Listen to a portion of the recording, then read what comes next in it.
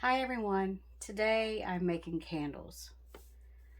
Sorry about my voice if it sounds weird. I've been sick with the flu for over a week and my husband has too.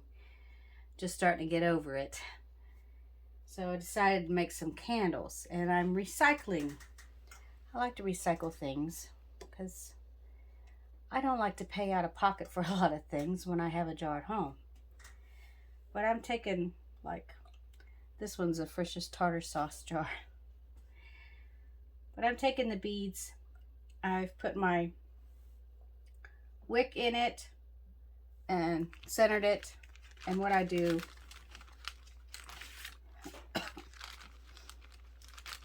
I bought these wooden wicks because I wanted to hear the sound of the fire crackling. I thought that sounded pretty cool. So I got these wooden wicks and I bought a bag of these metal clasps, the little metal clasps, and they go in the center of it like this, and they hold the wick in the bottom of the jar. And I bought these little tabs, sticky tabs, to stick it onto the wick, so that when I lower this into the jar, it sticks in the bottom of the jar in the center where I want it. As long as you don't have a shaky hand, it can stick in the center pretty easy. When you got a shaky hand, then it goes where you don't want it to go. But it seems like it's working out pretty well for me. I bought these, and I bought me some all natural soy wax pellets. And I, excuse me, I don't want to waste a pan. I live in a tiny home and I'm on a budget. And I don't have the luxury of wasting another pot. Because they say once you start melting wax into a pot, then you have to keep that pot just for that wax. Well, maybe if I had another option of storing something somewhere, that would be all right. But for me, that's not an option. But what I do, let me get you situated here, is I centered my wax or my wick into the center of here, and I put it in the bottom, centered it, and then I filled my pellets up. I used my funnel, and I held my wick, and I poured my pellets up to where I wanted to, holding my wick to make sure it stayed center in here, and filled the pellets up to it. And then I stuck it into a pan with water and stuck my stove on low. I have a burner here that has a melt on it. I don't like it. But as this melts down, I'll keep adding to it to make it to the level I want it. And then when I'm done with it, that's when I will put a few drops of my essential oils into it, and I will stir it in with a chopstick or something.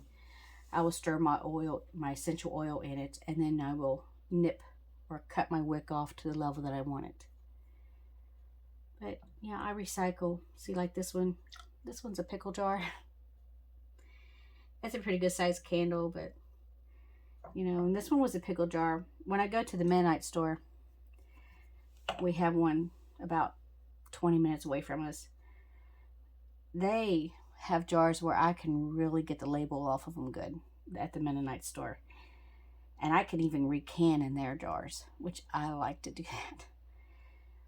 But I use some of their jars for this, so that's just something I thought I would share with you all. It's a fun little project, but it's also good for the home, and you can also make them for gifts. Like this would be, hard to gift. I guess you could paint it or something. The labels are pretty hard to get off this. They still stay sticky. This all right for here, but as a gift, I guess you could paint it or do something else with it. But this one, there's nothing on it. I could gift this for Christmas to my daughter or to my mom or my sister, and they would enjoy that. So not everything has to be so hard.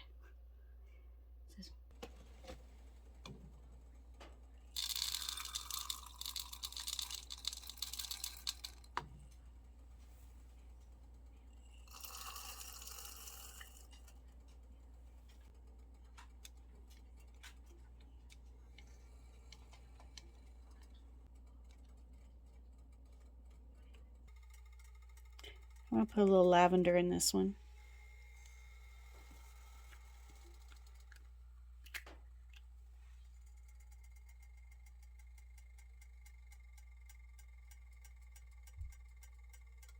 Just a few drops. And stir it in. I got a paper towel here to catch the drips. A little towel here to set it on so it can cool.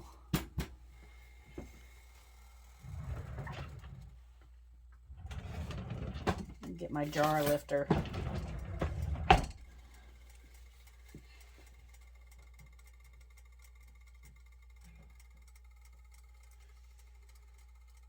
See how clear that is?